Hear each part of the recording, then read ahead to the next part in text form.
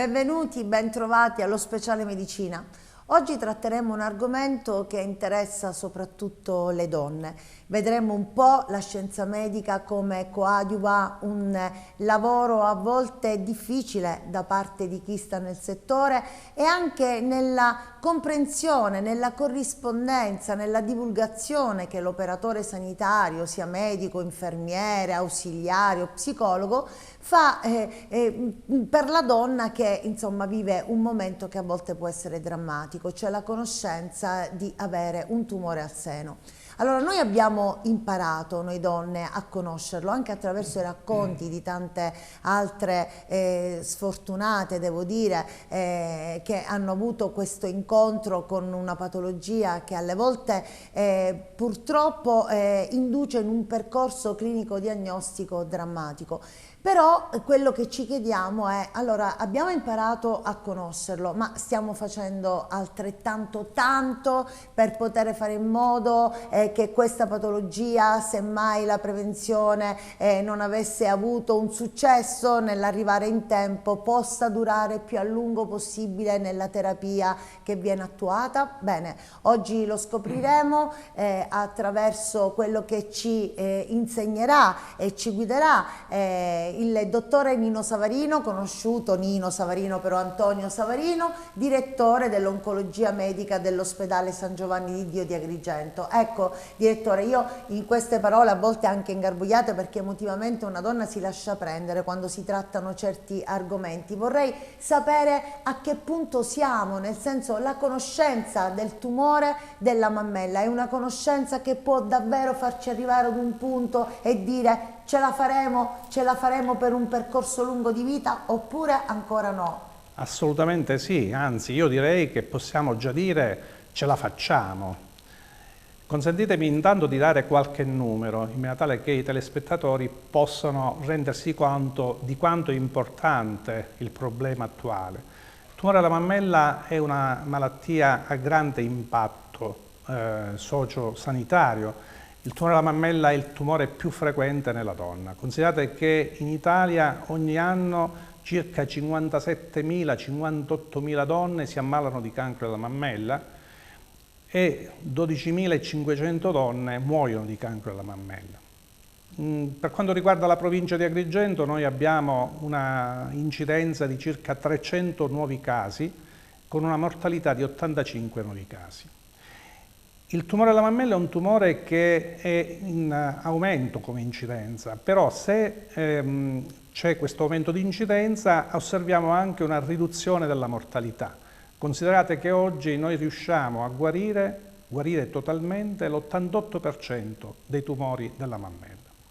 E riusciamo a guarirli perché? Perché riusciamo a diagnosticarli precocemente, perché abbiamo nuove tecnologie diagnostiche che ci consentono di fare questo, perché ci sono state delle innovazioni anche nell'ambito delle tecniche chirurgiche, nelle tecniche radioterapiche e anche nella farmacologia di tipo oncologico, ma principalmente perché abbiamo maturato la consapevolezza che il tumore della mammella non può essere gestito da un singolo operatore, da un singolo specialista, per quanto competente, per quanto bravo, perché il tumore della mammella è in realtà non una singola malattia, ma una malattia tanto eterogenea che noi possiamo parlare di tantissime malattie diverse tra di loro. E quindi abbiamo maturato la consapevolezza che dobbiamo gestirlo in equipe, cioè è necessario che più specialisti, tutti con la necessaria expertise nel trattamento del cancro della mammella,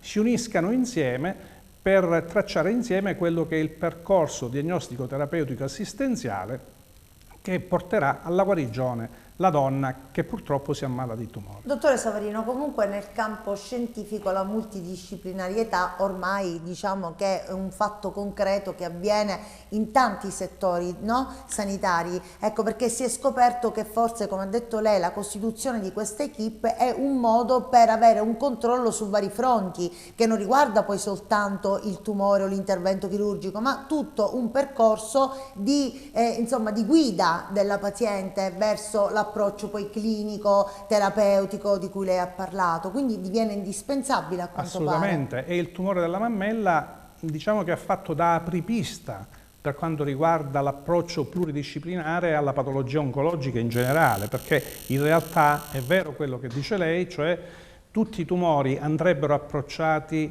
in modo pluridisciplinare, tant'è che dopo le breast unit sono nate le prostate unit, anche il tumore della prostata va approcciato in modo pluridisciplinare, sono state le colorectal unit, anche il tumore del colon-retto va approcciato da un punto di vista pluridisciplinare, le lung unit per i tumori del polmone e così via. Cioè tutti i tumori sono malattie diverse tra di loro, oggi le conosciamo molto meglio grazie alla ricerca la patologia oncologica in generale, sappiamo che abbiamo tante malattie diverse che richiedono competenze altamente specialistiche e abbiamo anche tanti farmaci innovativi che grazie a un'integrazione con terapie locoregionali, la chirurgia, la radioterapia e terapie oncologiche di tipo medico ci consentono di cambiare letteralmente la storia naturale della malattia oncologica in generale e quindi di raggiungere guarigioni prima impensabili. Dottore Savarino, allora lei ha parlato di quanto sia importante la prevenzione e di come abbia allungato la prevenzione le aspettative di vita, in questo qual caso stiamo parlando del cancro del seno che colpisce la donna.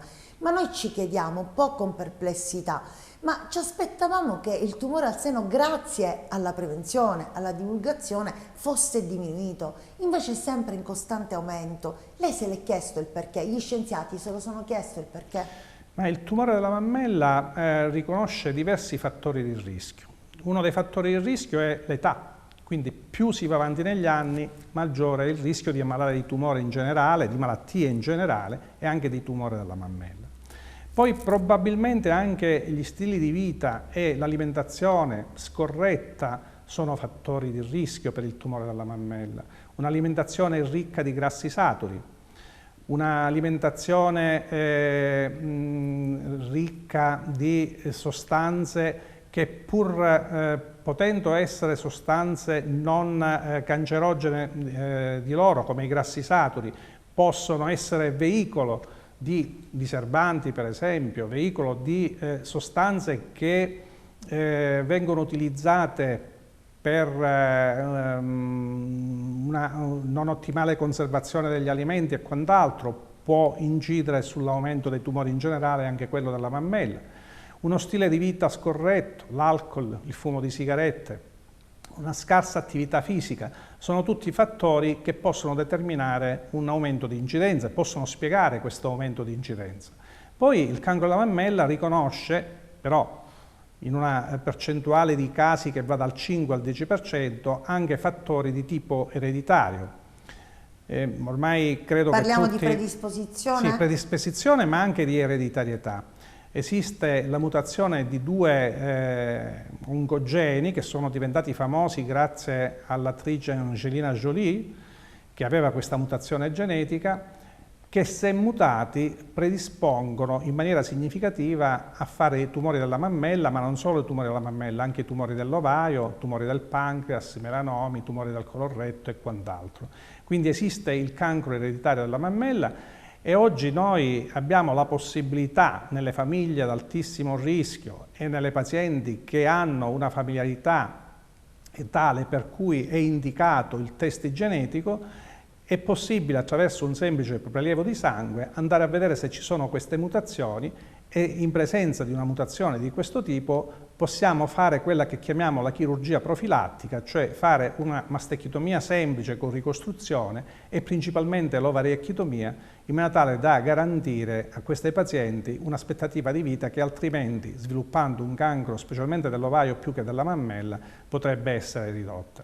Ah, quindi camminano insieme eventualmente gli interventi chirurgici, Sì. cioè mammella e ovaio, perché come appunto nel 5% dei casi possono fare il tumore all'ovaio coloro le quali hanno questo, no? Nel 5% dei casi il tumore è ereditario, ma chi ha ecco. la mutazione genetica ha una probabilità di ammalare di tumore della mammella o dell'ovaio intorno al 70%, altissima, quindi altissima. Altissima. Ecco perché va consigliata la chirurgia profilattica.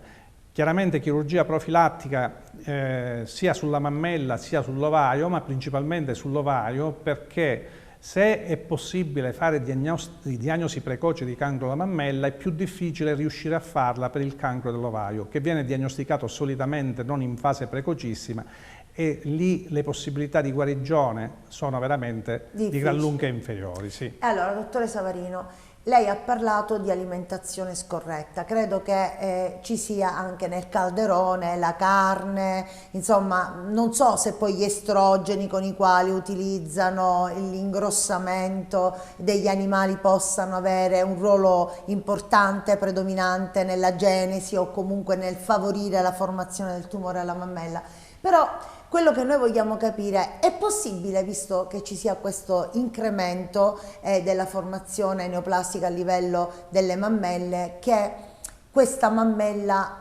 venga stimolata in un periodo della vita in cui la natura aveva previsto una quiescenza per questi organi che subiscono l'influenza ormonale, non sono degli organi autonomi, perché adesso una donna si realizza dopo i 36 anni perché studia, si laurea e magari concepisce un figlio a 40 anni. Diciamo che c'erano dei fattori protettivi che voi ci avete insegnato, come l'allattamento, ma insomma, ma fino ad una certa età. Poi questa stimolazione ulteriore potrebbe essere una delle cause che favorisce in qualche modo il tumore della mammella, oppure no? Per capire perché ci sia questo aumento anche da questo punto di vista. Allora, i fattori riproduttivi concorrono nell'aumentare o nel ridurre il rischio di tumore alla mammella. In realtà noi sappiamo, perché i dati statistici ce lo dicono, che le donne che hanno avuto più gravidanze e hanno avuto gravidanze prima dei 30 anni sono più protette dal cancro della mammella, mentre aver avuto gravidanze dopo i 35 anni sembra aumentare un pochettino il rischio di tumore alla mammella, così come utilizzare la pillola anticoncezionale prima di aver avuto gravidanze a termine sembrerebbe aumentare un po' il rischio di tumore alla mammella, così come utilizzare terapie ormonali sostitutive dopo la menopausa in donne dopo i 50-52 anni sembrerebbe aumentare un po' il rischio di tumore alla mammella.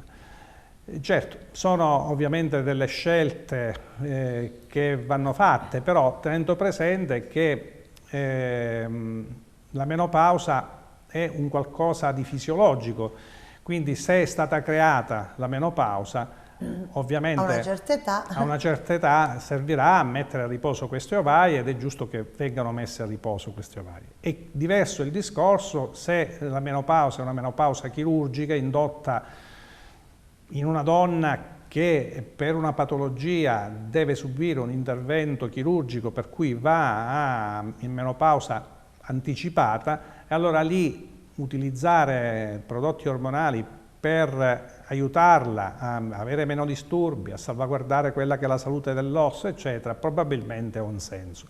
Ma in una menopausa fisiologica io francamente dopo i 52-53 anni non consiglierei l'utilizzo di terapie ormonali sostitutive. Quindi diciamo che andare oltre l'età per procreare figli, assumere anticoncezionali, eccetera, praticamente è a sfavore sia delle ovaie che delle mammelle, cioè come stimolazione, oppure no, solo delle ovaie? Io adesso non vorrei però terrorizzare un pochettino. No, ma non dobbiamo, però l'informazione, sì, perché no? La pillola anticoncezionale può essere utilizzata tranquillamente, eccetera. Certo, senza abusarne. Ecco. Senza abusarne, facendo ovviamente delle sospensioni quando è necessario utilizzarla. E poi tenendo presente comunque quello che è il rischio di ogni donna, che non è lo stesso per tutti.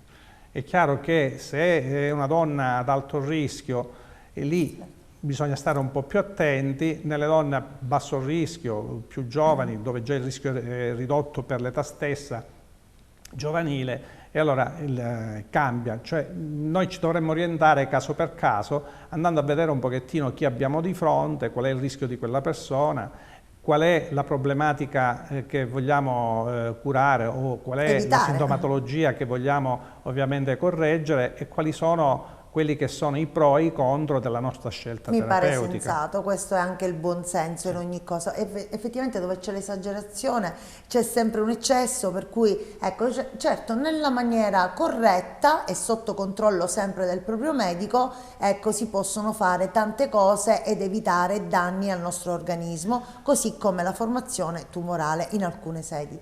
E allora una donna in giovane età deve fare degli esami strumentali o delle visite, se ha soprattutto una familiarità, e a che età deve cominciare? Cosa deve fare? Allora, la prevenzione io consiglio di farla iniziare sin dai ragazzi, con l'informazione nelle scuole, tant'è che io nell'ambito di un progetto che è il progetto Martina dei Lions vado ogni anno nelle scuole a portare un messaggio di prevenzione, perché noi dobbiamo fare un distinguo tra quella che è la prevenzione primaria, cioè cercare di porre in essere quanto necessario per evitare l'insorgenza dei tumori in generale, e quella che è la prevenzione secondaria, cioè diagnosticare il prima possibile il tumore per curarlo e guarire la persona. Allora la prevenzione inizia quando si è ragazzi, perché ricordiamoci che tutti i tumori, il tumore alla mammella in particolare perché ne stiamo parlando, ma tutti i tumori, in realtà sono il risultato di stimoli negativi che il DNA delle nostre cellule subisce negli anni, per cui la storia naturale di un tumore, di quello che porta al tumore, inizia in giovane età, anche se poi il tumore viene sviluppato nel soggetto adulto, nel soggetto anziano. In realtà si tratta di tanti insulti che nel tempo agiscono sul DNA della cellula e la fanno impazzire, per cui la trasformano da cellula normale in cellula tumorale. Questa cellula tumorale si moltiplica, dà il tumore, dà le metastasi e poi porta a sé tutte le altre cellule tutte le conseguenze del caso. Allora, una cosa importantissima è iniziare da giovani a fare prevenzione come? Con un'alimentazione adeguata, evitando di bere alcolici, evitando di fumare. Siamo sempre lì no terrorismo, bere alcolici nel senso con moderazione. Esatto, una cosa che si nota purtroppo specialmente nei giovanissimi, che si eccede molto spesso nell'assunzione di bevande alcoliche. Ma dottore Savarino, il vino non fa buon sangue? Il vino fa buon sangue. Noi siamo onnivori, quindi io credo che dobbiamo mangiare di tutto e bere di tutto, ma con moderazione. Quindi per esempio la carne rossa, non è vero che fa male se si abusa di carne rossa, ma mangiare la carne rossa una volta alla settimana sicuramente è corretto. Ma la storia degli estrogeni nella carne, eccetera, possono ma la essere storia degli estrogeni nella carne, cioè è chiaro che se io gonfio la carne con gli estrogeni, bene non faccio. No? Il problema è saperlo. Il problema è saperlo, certo. E poi per quanto riguarda l'alimentazione, assolutamente è importante preferire il pesce alla carne e la carne bianca alla carne rossa, giusto perché il pesce contiene i grassi buoni, mentre la carne rossa contiene più ricca di grassi cattivi, ma almeno una volta alla settimana andrebbe mangiata. Poi verdure, insalate, cioè una buona dieta, frutta, uno stile di vita adeguato. Importante è anche l'attività fisica, cioè fare mezz'oretta al giorno di passeggiata veloce sicuramente migliora non solo la qualità di vita, il benessere fisico e psichico, ma previene anche i tumori. Quindi un buon turnover cellulare grazie all'attività, è come se ossigenassimo in bene le nostre cellule, che a quel punto si mettono. E previene tante malattie, non solo i tumori, anche le malattie cardiovascolari e quant'altro. Come no? 20 minuti di passeggiata al giorno nei soggetti predisposti riduce del 20% il rischio di infarto, per esempio. Esatto. No? Certo, devono essere passeggiate vigorose, con un certo tenore muscolare, non devono essere insomma passeggiata veloce. Passeggiata veloce, passeggiata ecco, veloce. E allora, dottore Savarino, passiamo invece ad un'altra fascia di età, quella che insomma dovrebbe aderire, partecipare allo screening ed effettuare la mammografia. Ancora molte donne temono il mammografo per lo schiacciamento della mammella, qualcuno ha lamentato delle infiammazioni, dei dotti galattofori dopo lo schiacciamento, con mastite, insomma, infiammazione. Questo è vero, non è vero, si può evitare, può succedere, insomma, anche per tranquillizzare e guidare chi ci ascolta. Noi abbiamo 3 screening che sono validati dalla letteratura scientifica, che sono quelli della prevenzione con mammografia dei tumori della mammella, quelli del colon retto con la ricerca del sangue occulto nelle feci e quelli del tumore del collo dell'utero, perché i tumori dell'utero sono quelli del collo e quelli del corpo, con il PAPI test, l'esame cioè il collo citologico sarebbe la cervice, cervico-vaginale. il corpo l'endometrio. Esatto. La mammografia viene oggi fatta con delle apparecchiature, i mammografi digitali, che sono assolutamente delle apparecchiature che non danno il grosso fastidio paventato dalle donne, cioè si fa una compressione sulla mammella, ma la compressione è minima e in realtà non causa nessun danno, può dare solo un minimo fastidio, ma non è sicuramente un fastidio da tortura. Il rischio paventato da qualcuno delle radiazioni è un rischio assolutamente inesistente, perché la mammografia a basso dosaggio con i moderni apparecchi dà una dose di radiazione che è equivalente a 3 giorni di esposizione al sole in alta montagna. Quindi il rischio della mammografia è quello di non farla e quindi di misconoscere un tumore nelle fasi iniziali dello sviluppo. Oggi, grazie a questi mammografi, si riesce a vedere il tumore nelle fasi inizialissime dello sviluppo, quando ancora non è palpabile, o addirittura si riesce a fare diagnosi del fattore di rischio che può portare al tumore, perché con la mammografia noi riusciamo a vedere dei gruppetti di microcalcificazioni, alcuni dei quali possono essere spia di un qualcosa che sta evolvendo in senso negativo, il cosiddetto carcinoma in situ, che in realtà non è un tumore maligno perché non è in grado di dare metastasi, ma può diventare tumore maligno se lo si lascia lì perché diventa infiltrante e il carcinoma infiltrante, non quello in situ, può dare le metastasi. E quindi quanto è importante la prevenzione? Assolutamente, assolutamente importantissima. Poi del resto la mammella a quell'età, dopo i 40 anni, non è che sia una mammella recettivissima ai raggi, no? È più una mammella dove la ghiandola ormai magari non esiste più o si è ridotta, quindi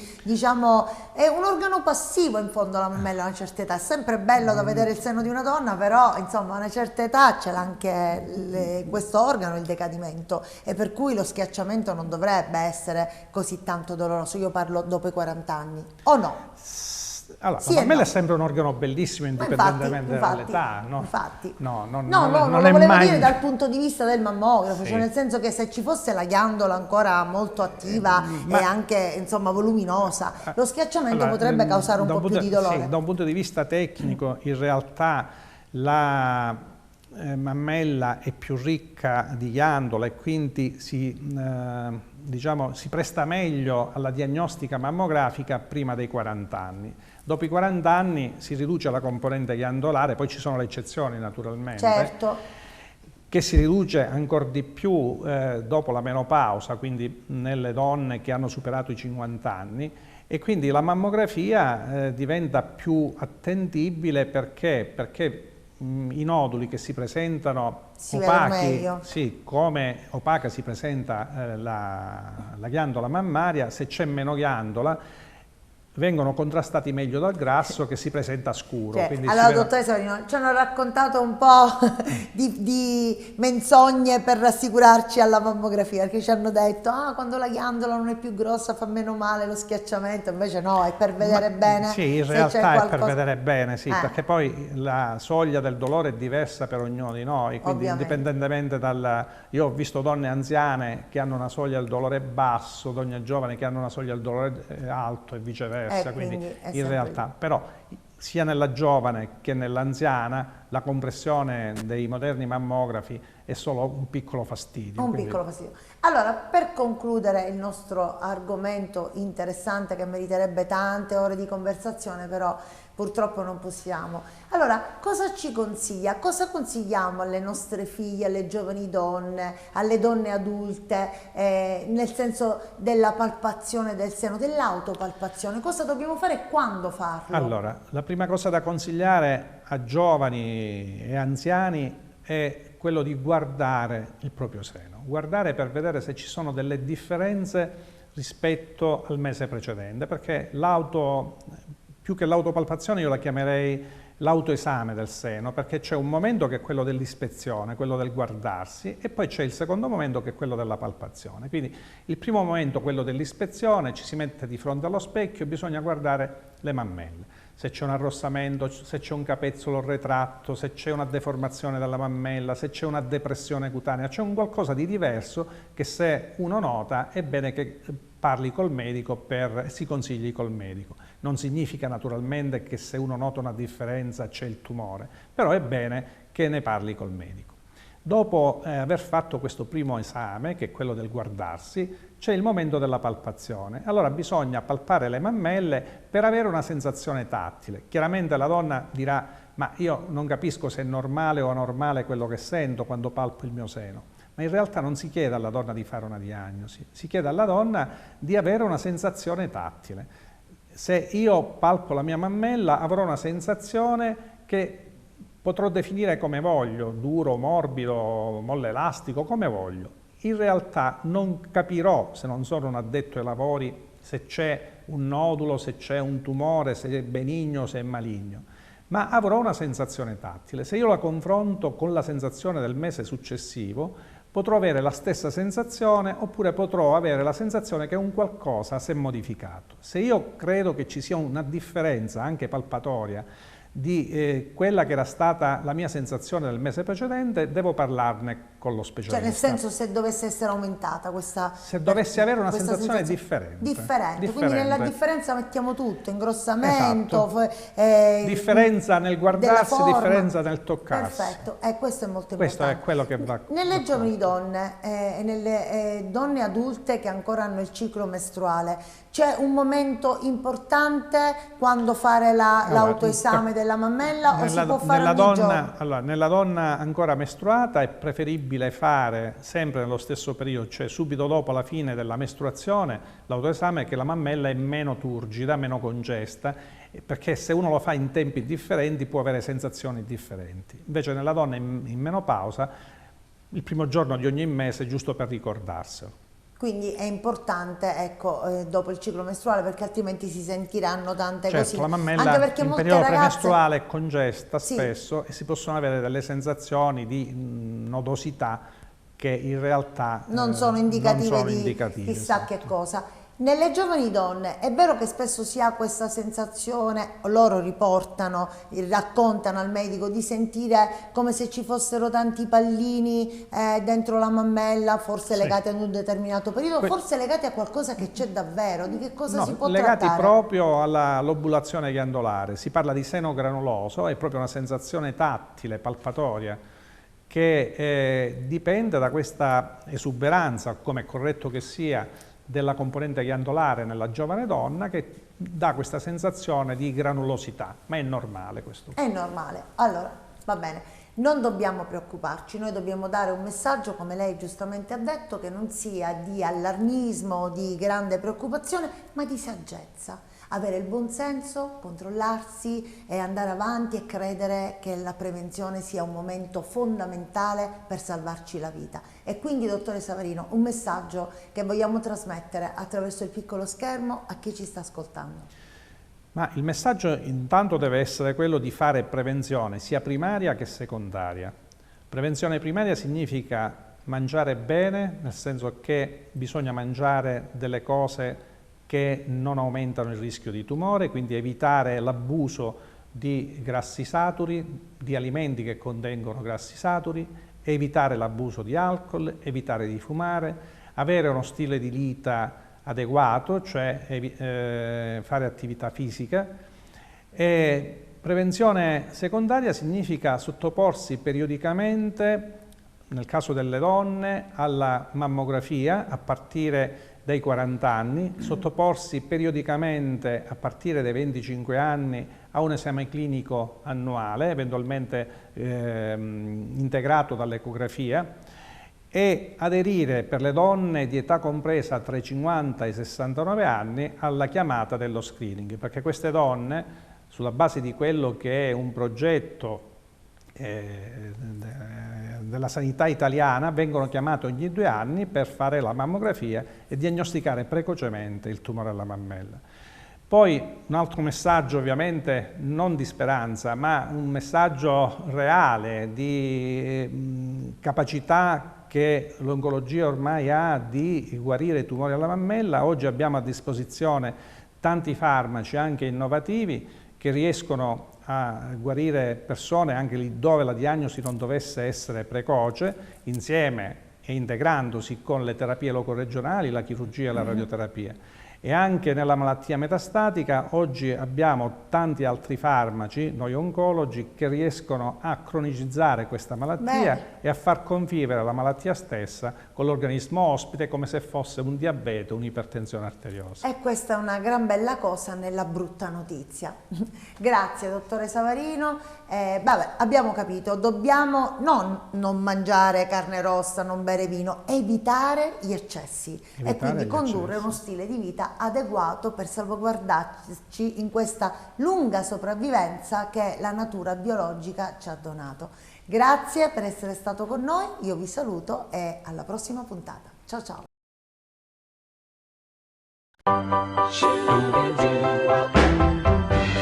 Cold nights and long days, we'll stick together, baby, always. Hard luck, baby, good times, I'll take good care of you, don't think twice.